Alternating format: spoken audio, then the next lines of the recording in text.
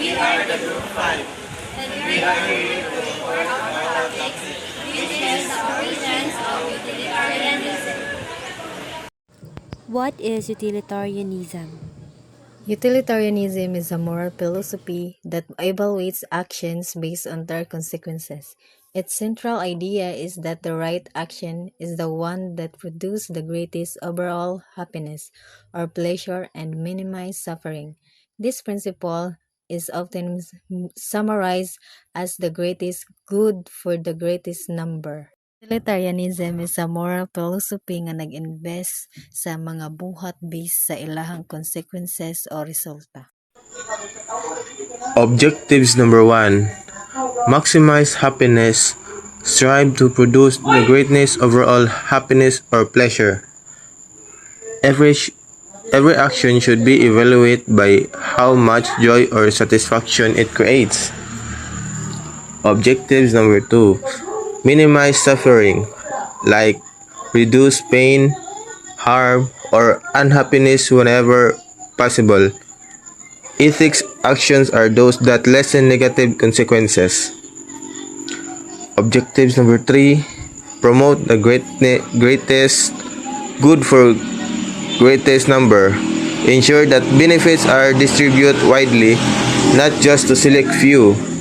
Decisions should be consider the collective well-being of society. Partiality and equality. Everyone's happiness counts equally. No one's well-being is more important than others. This objective prevent favoritism or bias in moral reasoning. Objectives 5.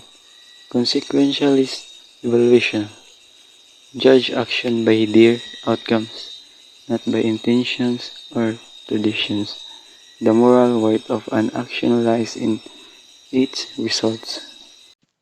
Origins and nature of utilitarianism. The utilitarianism started in England during the 18th and 19th century. It is an ethical theory that says an action is right if it's produces the greatest happiness for the greatest number of people. The main philosopher who introduced this idea was Jeremy Bentham. Siya ang nag-propose sa greatest happiness principle, meaning ang morality sa usa ka action i-judge based sa pleasure or happiness nga mahatag niini sa mga tao. Later, another philosopher named John Stuart Mill improved Bentham's idea. He explained that not all pleasure are the same. According to Mill, higher pleasure like knowledge, education, and moral development are more valuable than lower pleasures like simple physical enjoyment. Naay duha ka klase ang kalipay or pleasure. Una, higher pleasure, and the second is lower pleasure. Ang higher pleasure kini nga kalipay gikan sa mind or intellectual activities, mas valuable ni sila kay makatabang sa growth sa tao. Examples niya, learning new knowledge, education, reading books, appreciating art, moral thinking, or doing what is right. And for the lower pleasures, kini nga kalipay gikan sa physical enjoyment sa body, makahappy gihapon ni pero dili siya deep or long-lasting. What are the example is eating delicious food, sleeping, watching for fun, playing games just to enjoyment. Ang pasabot ni Mill ani, mas importante ang happiness nga makadevelop sa mind o character kaysa happiness nga temporary ra sa body. Jeremy Bentham, 1748 to 1832. Bentham is considered the founder of classical utilitarianism. He argued that pleasures and pain are ultimate measures of good and evil. Para niya, ang desisyon dapat based kung unsa ang makakahappy sa mas daghang tao. Quantitative approach, he introduced the philosophic calculus, a method to calculate the moral worth of actions by weighing factors like intensity, duration, subtlety, and extent of pleasure, or pain. Because nagtuo si Bentham na pwede ma-measure ang happiness o pain like tan-awon kung pila ka tao ang maapektuhan, unsa kadako ang happiness o unsa kadugay ang epekto. Social reform. Gusto ni Bentham na ma-improve ang society pinaagi sa pag-change sa mga laws. So Bentham applied utilitarianism to law and politics, advocating reforms in criminal justice, democracy, and economic policy to maximize collective welfare. So what are the examples? Mas maayo nga prison system, equal rights, fair nga mga laws para sa mga tao. Core ideas ni Bentham: the greatest happiness of the greatest number should be the guiding principles of ethics and governance. Because importante ang happiness o pleasure. O ang desisyon dapat makatabang sa kadaghanan. Because si Jeremy Bentham nagtuo nga ang mga action o laws dapat maghatag og greatest number of people. John Stuart Mill, 1806 to 1873. Refinement of Bentham's theory. Mill agreed with Bentham's principle of utility but criticized the purely quantitative use of happiness. John Stuart Mill is one of the philosophers nga nag-improve sa idea sa utilitarianism. Para niya, the right action is the one that brings greatest happiness of the greatest number of people. Qualitative approach. He distinguished between higher pleasures, intellectual, moral, aesthetic, and lower pleasures, bodily, physical, arguing that the quality of happiness matters as much as quantity. So, and quality and for the quantity, for example niya kay sa classroom nakaton ka og pag-ung topic kung imong gi-share ang imong nahibaw-an sa imong classmate. So, bisan dili kayo daghan ng kalipay nga imong gihatag or pila ra ka tawo imong natabangan, mas valuable gyapon kay nakatabang man ka sa learning ug understanding sa uban. And sa higher pleasure and sa lower pleasure kay imbis nga magdugi lang sa cellphone para magduwa lang, so nag-study ka og tabang ka sa project sa inyong grupo. So ang higher pleasure kay intellectual or moral happiness or learning and helping. Samtang ang lower pleasure kay temporary enjoyment ra siya.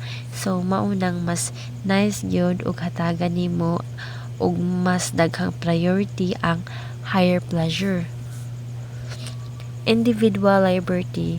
Mill emphasized that utilitarianism must respect personal rights and freedoms, preventing the tyranny of the majority. His work on liberty highlighted the balance between collective. So, for example, sa school na ay rule nga dapat naka-uniform ang tanan. Pero nakay usa ka classmate baron nga or student nga naay religious reason nga dili makasunod sa specific nga uniform. So, bisan na ay rule, importante nga respetuhon gyapon nato ang freedom sa student. Dili pwede pugos ang tanan para lang ma-please ang kadaghanan. So, mauni ang giingon ni Mill nga individual's right is important. Utilitarianism and rule utilitarianism. When we say utilitarianism, judges such actions by whether it produces the greatest happiness in that specific situation. So, it means nga tanawon kung ang usa ka buhat pakahatag ba og mas daghang kalipay sa karon nga moment or kana nga sitwasyon. So for example, donating money to one person in need might be justified if it maximizes happiness. Even if it breaks a rule like fairness in distribution, it's situational and pragmatic, but critics argue it can justify morally questionable acts if they produces short-term utility. So, based sa example niya, kumutabang kuno ka sa usa ka tawo nga walay kwarta niya, nga mas nanginanghanglan pa nimo, so okay ra daw nga okay ra bisan dili pa siya patas sa uban. So basta ang importante lang nga mas makahatag ka og happiness sa kana nga sitwasyon o kana nga tawo. So mo na siya. So next is rule utilitarianism. Instead of evaluating each act individually, it asks what rules, if generally followed, would maximize happiness. So it means nga dili lang sa action daw ang tan-awon kundi ang rules or general guidelines. So for instance, a rule against stealing is upheld because if everyone stole, society would collapse into mistrust and unhappiness. It provides more stability and respect justice, but critics say it can be rigid when exceptions might yield better outcomes. So based sa example, so ang rule nga dili mangawat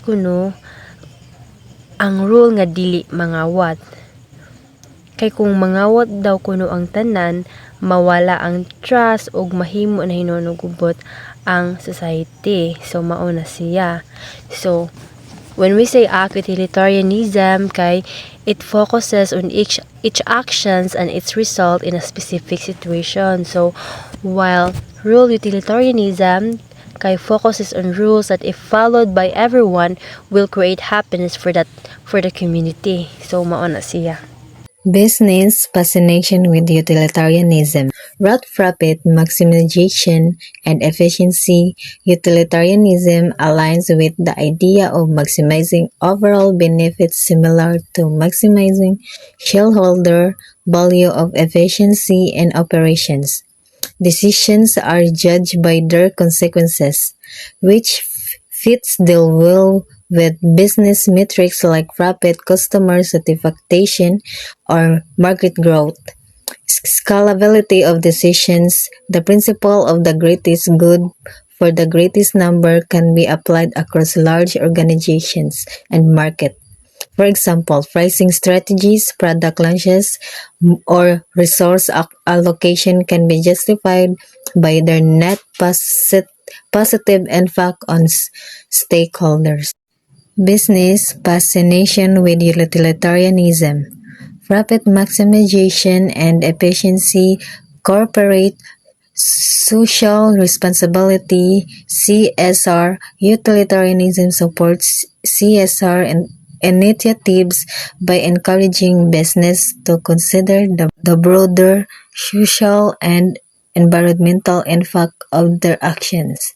A company might invest in sustainable practices not only the reputation but because it increases overall well-being. Decisions making and ethical dilemmas when facing choices like layoffs, outsourcing, or product recalls. Utilitarian reasoning helps leaders weigh harms and benefits to determine which option produce the most net happiness or less suffering. Corporate social responsibility or CSR is the idea that business should not only focus on making profit but also take responsibility for their impact on society, that the environment.